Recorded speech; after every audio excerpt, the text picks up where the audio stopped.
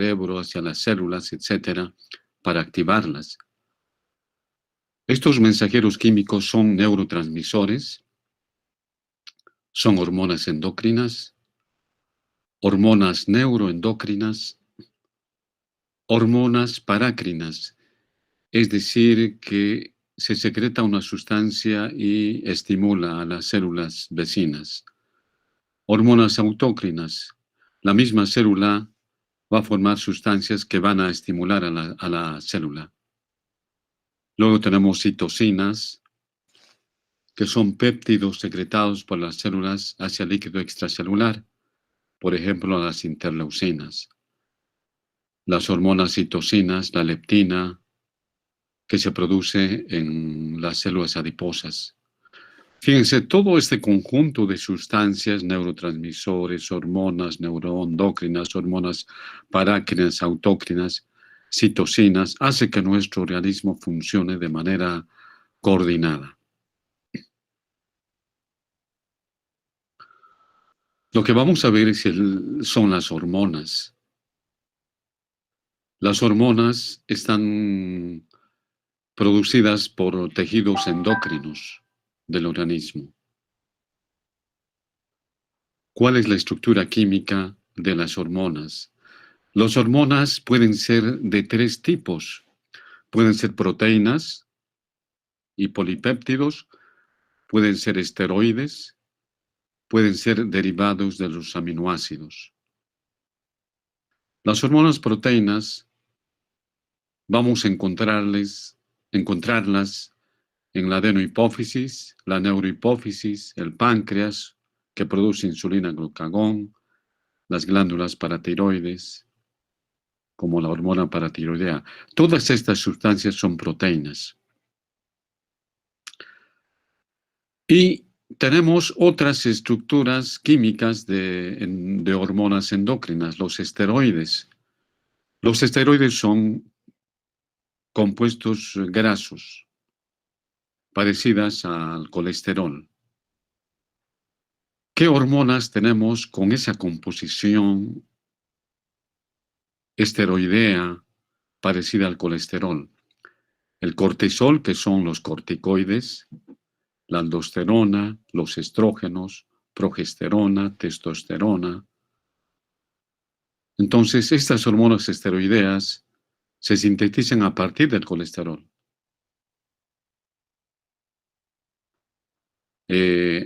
O sea, son liposolubles, o sea, necesitan grasa para su acción.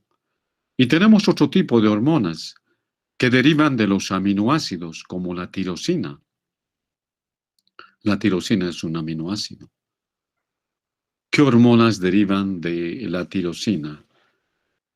Hormonas tiroideas. ¿Cuáles son las hormonas tiroideas? La tiroxina, la triotironina. También derivan de estos aminoácidos la adrenalina y la noradrenalina.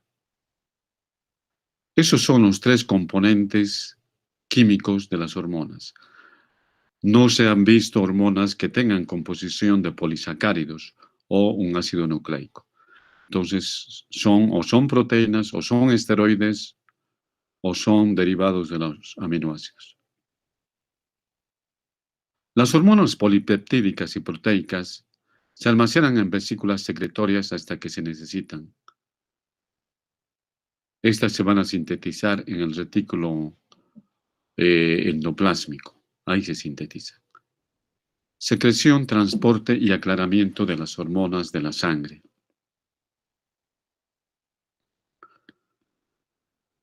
Algunas hormonas, como la adrenalina y la noradrenalina, se secretan varios segundos después de la estimulación de la glándula y tardan en desarrollar toda su acción escasos segundos o minutos, ¿no? Si yo les digo, por ejemplo, las notas prácticas voy a publicarlas hoy, el segundo repaso. Te aseguro que alguien va a liberar adrenalina y va a empezar a ponerse tenso, va a subir su presión unos segundos, ¿no? Se va a estimular, porque nuestra función es en base a hormonas. que se secretan de manera continua. Estas actúan de manera inmediata, como son la adrenalina y la noradrenalina. Inmediatamente la persona empieza a entrar en taquicardia. Tal vez alguien no ha dado su examen en cartilla y está preocupado. Bueno, ahí liberamos adrenalina y noradrenalina, que actúan de inmediato, en segundos. En cambio, otras hormonas, como las hormonas tiroideas, cuando hablamos de hormonas tiroideas, hacemos mención a la tiroxina o a la hormona del crecimiento. Tardan varios meses en ejercer su efecto. El inicio y la duración de la acción difieren en cada hormona, que depende de su función de control específico. O sea, cada hormona es muy diferente a otra. Concentraciones hormonales en la sangre circulante y ritmos de secreción hormonal. Miren, la cantidad de hormona que secretamos es poca. Sin embargo, sus funciones son muy importantes. La secreción y la producción de hormonas puede oscilar desde unos tan solo picogramos. Un picogramo es una millonésima parte de un miligramo por mililitro de sangre, hasta microgramos por mililitro de sangre. Un microgramo es la millonésima de un gramo. Fíjense, estamos hablando de escasas cantidades y sin embargo su función es muy importante en nuestro cuerpo. Control por retroalimentación de la secreción hormonal. Hay dos tipos de controles, una retroalimentación negativa y una retroalimentación positiva. La negativa es cuanto más produces, más hormona produces, se produce la inhibición. Hay una retroalimentación para inhibir la producción de estas hormonas. Eso es retroalimentación negativa. En cambio, la retroalimentación positiva es cuando produces una hormona, esta misma hormona va a estimular mucho más su secreción. Eso es la retroalimentación positiva. Y un ejemplo de esto lo tenemos la hormona luteinizante, ¿no? La hormona luteinizante, recuerden ustedes, actúa en el ovario, donde estimula la síntesis de estrógenos. Y estos estrógenos estimulan la producción más de la hormona luteinizante. Por eso se dice retroalimentación positiva. Variaciones cíclicas de liberación hormonal. Tal como el título indica, variaciones cíclicas. De manera cíclica varía la producción de las hormonas en diferentes periodos de tiempo. Los cambios de estación, ¿no? En el medio ambiente, el desarrollo de la persona, el envejecimiento, si es en el día, en la noche o durante el sueño, hay mayor producción de algunas hormonas, otras disminuyen. A eso se refiere la variación cíclica. Por ejemplo, la hormona del crecimiento aumenta durante el primer periodo del sueño. Entonces uno comienza a dormir y empieza a aumentar la hormona del crecimiento en nuestro cuerpo, ¿no? Entonces varía con las estaciones, varía con el tiempo la producción de hormonas, varía con el desarrollo. Cuando la persona está en desarrollo, un niño, un adolescente está en desarrollo, hay mayor producción de hormonas. En cambio, con el envejecimiento disminuye la producción de hormonas. Transporte de hormonas en la sangre. Existen hormonas que son hidrosolubles.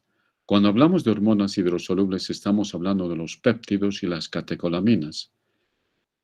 Hidrosoluble, que se disuelven en el agua, en el plasma, y se transportan hacia las células efectoras. Mientras que las hormonas esteroideas se transportan unidas a proteínas plasmáticas. En una mínima cantidad se encuentran a un 10% de las hormonas esteroideas o hormonas tiroideas se encuentran en forma libre. Ahora, cuando se unen las hormonas a las proteínas, esto va a retardar su liberación. Aclaramiento de las hormonas en la sangre. Ya sabemos el concepto de qué es aclarar. Hemos visto en el riñón el aclaramiento renal. Es privar, quitar de una sustancia, en este caso, es retirar las hormonas de la sangre. Entonces, esto va a ir eliminando las hormonas, ¿no? ¿Y cómo se eliminan? Por destrucción metabólica por los tejidos, por la unión con los tejidos, la excreción hepática a través de la bilis y la excreción renal hacia la orina. Mecanismo de acción de las hormonas. Miren, una hormona tiene que actuar sobre una célula para estimularla o inhibirla. Las hormonas se van a unir a receptores que están en la célula efectora donde va a actuar, ¿no? Tiene que unirse a receptores. Si no hay receptores, no actúa la hormona. Algunos receptores se encuentran en la membrana celular, en el citoplasma y en el núcleo celular. Ahí es donde van a actuar las hormonas. Habitualmente, cada célula tiene entre 2.000 a 100.000 receptores. Fíjense, gran cantidad de receptores. Además que cada receptor es específico para cada hormona. Les había indicado que sobre la membrana celular existen receptores, aquellas hormonas que actúan en la membrana celular. Ejemplo de estos tenemos las hormonas proteicas, peptídicas y las catecolaminas. En el citoplasma celular, los receptores principales de las distintas hormonas esteroideas se encuentran fundamentalmente en el citoplasma. Y también otras hormonas, sus receptores están en el núcleo. O sea, la hormona tiene que entrar a la célula y dirigirse hacia el núcleo.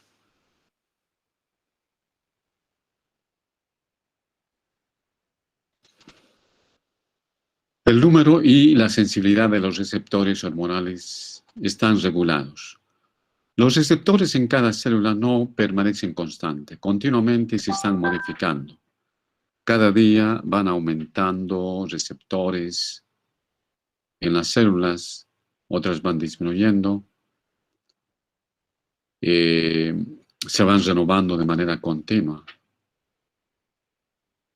Cuando una hormona actúa en una célula, se dice que la célula es una célula diana. La célula diana quiere decir el lugar donde actúa la hormona.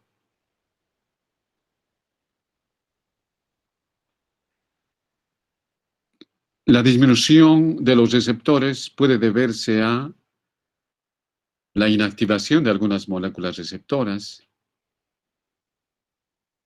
la inactivación de algunas proteínas intracelulares que actúan como moléculas de señalización. El tiempo que permanecen actuando las hormonas hace que se inhiba la continua unión de las hormonas con los receptores. Luego, la disminución de la producción de los receptores. O sea, lo que queremos dar a entender es que la célula tiene gran cantidad de receptores, muchos receptores. Sin embargo, estos receptores van a ir cambiando, se van a ir renovando, van a ir disminuyendo de acuerdo a la actividad celular.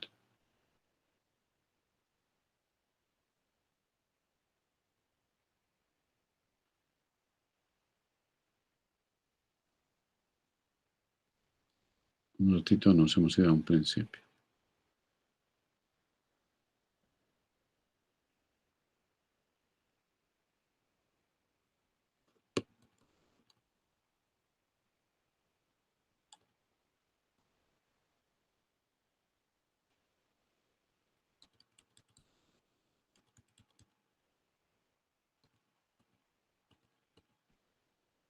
Bien, vamos a ver un nuevo concepto dentro de lo que es el sistema endocrino, la señalización intracelular tras la activación del receptor hormonal. El término de señalización es muy importante en el sistema endocrino y viene de ese término que habitualmente nosotros utilizamos en nuestro lenguaje cotidiano. Viene de señal, señalización. Si yo les pregunto, ¿cómo puedo llegar a la plaza 14 de septiembre? Ustedes me van a señalar las calles por donde debo ir hasta llegar. Es el mismo concepto que se aplica a la acción de las hormonas. Aquí tenemos, fíjense, la membrana celular, una capa lipídica. Existe una proteína que es es decir, una proteína receptora, esto de verde. Tiene una parte que se llama la recepción de la hormona, esto de rojo es la hormona.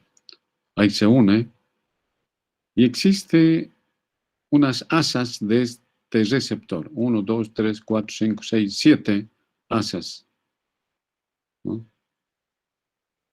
Y se estimula la parte interna. ¿Qué es lo que hace la hormona entonces? Señala qué reacciones se van a producir en la célula.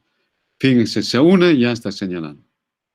Luego se elimina esta sustancia, esta hormona, ya ha quedado marcada la célula para las funciones que va a cumplir. En casi todos los casos, la hormona ejerce su acción sobre el tejido efector formando un complejo hormona-receptor. Es lo primero que se hace. Cuando se une la hormona al receptor, estos receptores pueden ser canales iónicos, como su nombre lo indica acá, receptores unidos a canales iónicos. Entonces, se une el receptor y los canales iónicos se van a abrir. ¿Y para qué se abren? Si son canales iónicos, se van a abrir para permitir el ingreso o la salida de iones. Este es el caso de la acetilcolina, la noradrenalina, que al unirse la hormona con el receptor va a abrir canales iónicos y esto va a generar el ingreso o salida de los iones de sodio, potasio, calcio, etc. Esa es una forma de señalización, una forma de actuar. Otra forma de actuar de la hormona que se une al receptor es el número 2 que dice acá, receptores hormonales unidos a proteína G. Bien, aquí tenemos un receptor, fíjense, está el receptor. Esto de verde es todo el componente estructural del receptor y este se une a esta proteína G. La proteína G tiene componentes alfa, beta y gamma. Se encuentra inactiva. Es una proteína G inactiva, tal como dice ahí. Proteína G inactiva. Bien, luego, cuando se une, aquí se une la hormona, fíjense ustedes, se está uniendo al receptor, inmediatamente se modifica la estructura química de esta proteína G. De guanosin difosfato pasa a guanosin trifosfato. ¿No? Y la proteína G se activa. Y esto va a liberar, ¿no? Va a liberar a este componente alfa. Se libera del beta y del gamma. Y se va a activar esta proteína transportadora. Ya sea de estimulación o de inhibición. Entonces va a ser muy importante la unión del receptor a esta proteína G. Primero hemos visto cómo el receptor abre canales, es una forma de acción. Esta otra forma de acción es que la proteína receptora se une a la hormona y activa a la proteína G, ¿no? Existen más de 1000 receptores acoplados a la proteína G, los cuales tienen 7 segmentos, los segmentos que hemos contado, 1, 2, 3, 4, 5, 6, 7 segmentos, que van a formar un asa dentro y fuera de la membrana celular, fíjense. Aquí afuera y aquí dentro. Cuando una hormona se une al receptor, provoca cambios en la proteína G. ¿Y qué hacen estos cambios de la proteína G? Abre canales iónicos. 1. 2. Activa enzimas del citoplasma. 3. Activa la transmisión génica. Bueno, está todo lo que hemos explicado, las proteínas. La tercera forma de acción. Receptores hormonales unidos a enzimas. Primero hemos visto cómo las hormonas se unen al receptor, abre canales iónicos. La segunda, señalización. El receptor se une a la proteína G. La tercera, receptores unidos a enzimas, ¿no? Los receptores unidos a enzimas son proteínas que solo atraviesan la membrana celular. Los receptores unidos a enzimas tienen su lugar de fijación a la hormona en la parte exterior de la membrana celular y su porción catalítica o de unión a la enzima en el interior de la misma. A ver, hay un receptor. Se une a la hormona en la parte externa y de inmediato la parte interna del receptor está unida a una enzima. Esa enzima se va a activar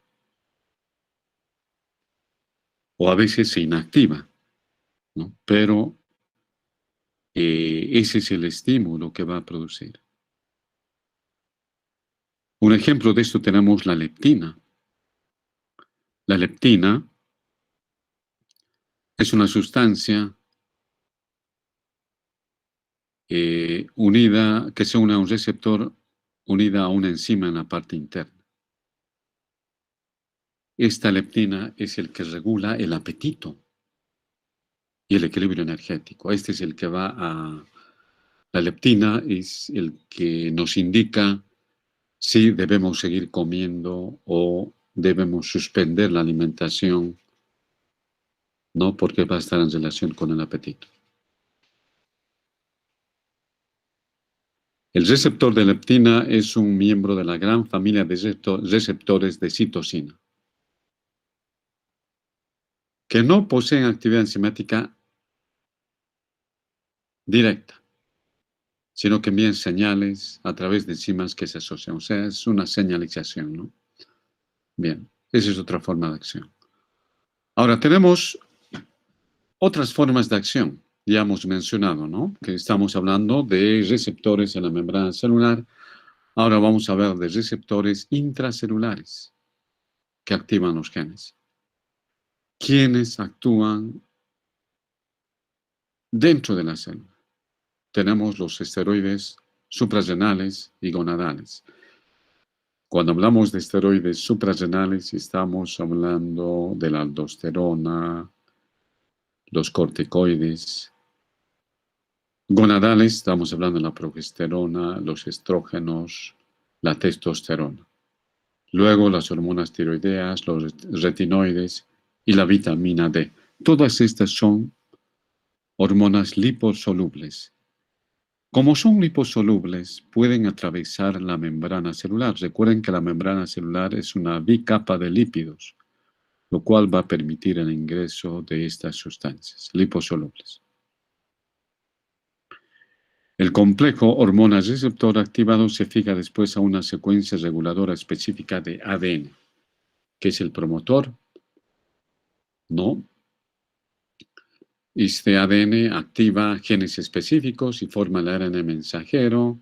El ARN mensajero se dirige hacia el citoplasma, hacia los ribosomas, para la síntesis proteica. Entonces, de esta manera actúan estas hormonas.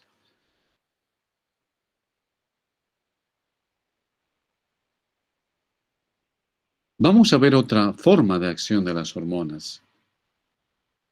Esta otra forma de acción es los segundos mensajeros, que median las funciones hormonales intracelulares. O sea, una de las formas en las que las hormonas ejercen su acción intracelular consiste en estimular la formación de segundo mensajero. ¿Qué segundos mensajeros conocemos? El AMP cíclico, el adenosín monofosfato cíclico, que está en la membrana celular. Este AMP cíclico activa enzimas del citoplasma. Luego tenemos otros segundos mensajeros. El calcio, la calmoludina, son segundos mensajeros. Otros, algunos productos de degradación de los fosfolípidos de la membrana. Vamos a ir viendo después cada uno de estos. Empezamos por el sistema del segundo mensajero, el AMP cíclico, o llamado adenilato ciclasa AMP-C. Entonces, muchas hormonas estimulan el adenilato ciclasa AMP cíclico para estimular a diversos tejidos. La unión de la hormona al receptor hace que se acople a una proteína G. Es parecido a lo que hemos visto hace un momento, pero esta proteína G va a estimular al adenilato ciclasa AMP, que se llama proteína GS o estimuladora. La estimulación del adenilato ciclasa, una enzima unida a la membrana por acción de la proteína G, cataliza la conversión de una pequeña cantidad de trifosfato de adenosina en AMP cíclico dentro de la célula. Esto va a hacer que se active la proteína sinasa, dependiente del AMP cíclico, que fosforila proteínas de la célula, lo cual va a desencadenar reacciones químicas en el citoplasma celular. Entonces, el AMP cíclico es un segundo mensajero. Aquí tenemos algunas sustancias que actúan a través del segundo mensajero adenilato ciclasa AMP cíclico. La angiotensina, la calcitonina, la corticotropina, gonadotrofinas, glucagón o la FSH, la LH, hormona liberadora de corticotropina, hormona liberadora de hormona del crecimiento, hormona luteinizante, hormona paratiroidea, la secretina, somatostatina. Son todas estas sustancias que necesitan del AMP cíclico, del segundo mensajero.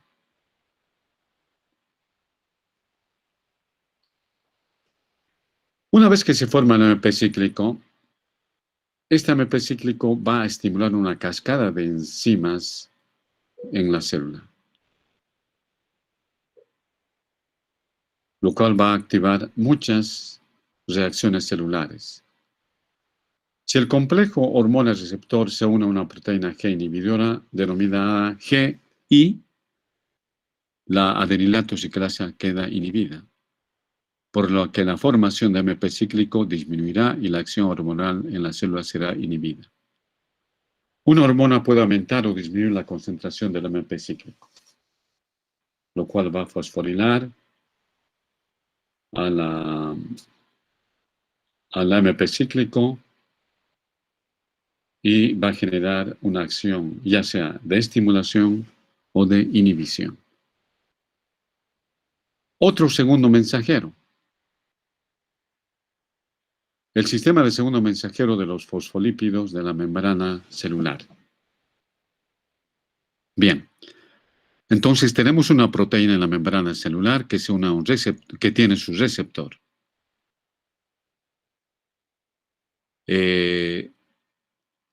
Habitualmente este receptor está unido a una enzima en el interior. Está inactiva. Esta enzima en el interior de la membrana celular. Pero cuando se une la hormona, inmediatamente esta enzima fosfolipasa C se va a activar. Y esta enzima va a catalizar la degradación de algunos fosfolípidos de la membrana celular, en especial el bifosfato de fosfatidil inositol.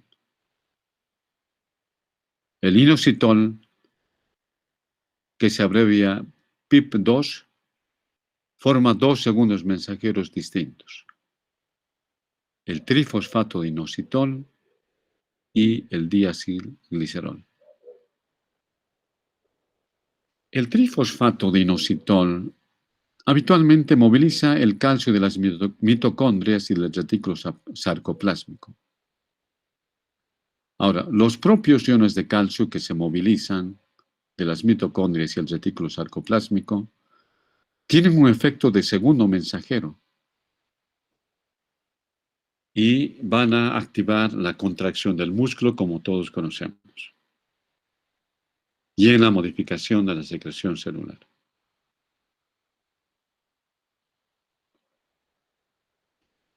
¿Qué hormonas utilizan el sistema del segundo mensajero de la fosfolipasa C?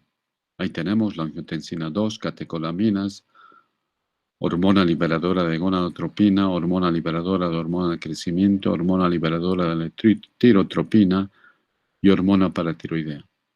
La oxitocina, vasopresina. Bien, tenemos otro segundo mensajero, el DAG, que es el diacilglicerol. Activa la enzima proteína sinasa que fosforila un gran número de proteínas encargadas de producir la respuesta de la célula.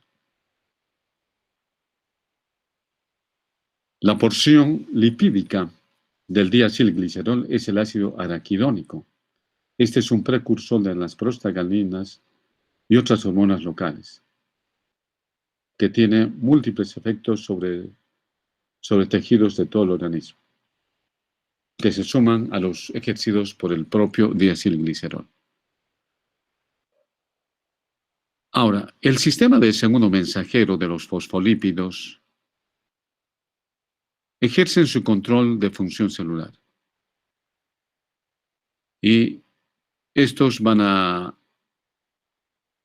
actuar como segundos mensajeros, van a ser el diacilglicerol, el trifosfato inositol, el bifosfato de fosfatidil inositol. Bien. Vamos a hacer una consideración de otro segundo mensajero, el calcio-calmodelina. Este segundo mensajero que opera en respuesta a la entrada de calcio en la célula. O sea, la entrada del calcio va a depender del potencial de membrana que abre los canales de calcio por la interacción de una hormona con los receptores de membrana que abre canales de calcio. Entonces, al ingresar el calcio al interior de la célula, se va a unir con la calmodelina. La calmodelina, al unirse al calcio, cambia de forma y cumple efectos de activación o inhibición de las proteínas sinasas. Va a depender, ¿no?, si se activa o se inhibe mediante la fosforilización. Las proteínas que participan en la respuesta celular a la hormona va a depender de este proceso de fosforilación.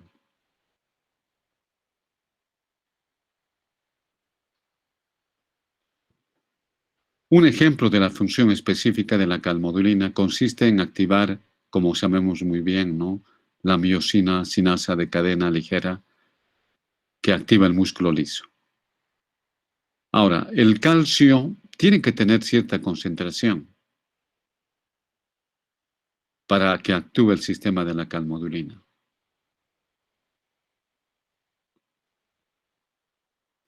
Toda la contracción va a depender del calcio, va a modificar o va a depender de la cantidad de calcio que ingresa para producir la contracción muscular.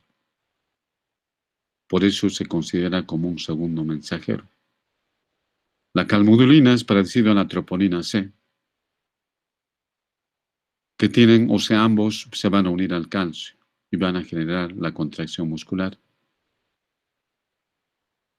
La proteína C y la calmodulina tienen función semejante en su estructura proteica. Hormonas que actúan principalmente en la maquinaria genética de la célula. Fundamentalmente tenemos a las hormonas esteroideas. Las hormonas esteroideas son hormonas grasas que fácilmente atraviesan la membrana celular, entran al citoplasma y se dirigen al núcleo. En el núcleo van a activar el RNA mensajero que envía información al citoplasma para la síntesis de nuevas proteínas. O sea, las hormonas tiroideas aumentan la transcripción de genes en el núcleo celular. Las hormonas tiroides es un ejemplo de cómo actúa en el núcleo las hormonas tiroxina y tironina. Y para terminar, vamos a ver cómo se miden las concentraciones en la sangre de las hormonas. Ya hemos dicho a un principio, la cantidad de hormona varía entre lo que es un picogramo hasta algunos microgramos. Es pequeña la cantidad, es difícil medir directamente con los medios químicos tradicionales. No es agarrar la hormona y pesar y tiene tanto. Existen métodos para medir estas pequeñas cantidades de hormonas. Hay dos métodos: el radioinmunoanálisis y el análisis de inmunoabsorción ligado a enzima para una medida precisa y de alto rendimiento de las hormonas. Tenemos el radioinmunoanálisis. La hormona, vamos a ver cómo la hormona se une a anticuerpos que van a permitir medir a la hormona. Y de esta manera, de manera indirecta, vamos a determinar la hormona que va a ser marcada por isótopos radioactivos. A eso se refiere el radioinmunoanálisis. Y la otra forma de medir las hormonas es a través del ELISA, el análisis de inmunoabsorción ligado a enzimas. Esto también va a ser de manera indirecta. Vamos a ver cómo las hormonas se unen a los anticuerpos y vamos a determinar la cantidad de anticuerpos y de esta manera indirecta vamos a tener una idea de la cantidad de proteína. O sea, reitero nuevamente, es difícil medir directamente las hormonas por su concentración, que es en picogramos y en microgramos. Y recurrimos a procesos indirectos, ¿no?, que van a ser el radioinmunoanálisis y el ELISA, el análisis de inmunoabsorción ligado a enzimas. Bien, con lo cual hemos terminado. Entonces nos veremos después del descanso pedagógico, que tengan un buen descanso y vuelvan con muchas ganas de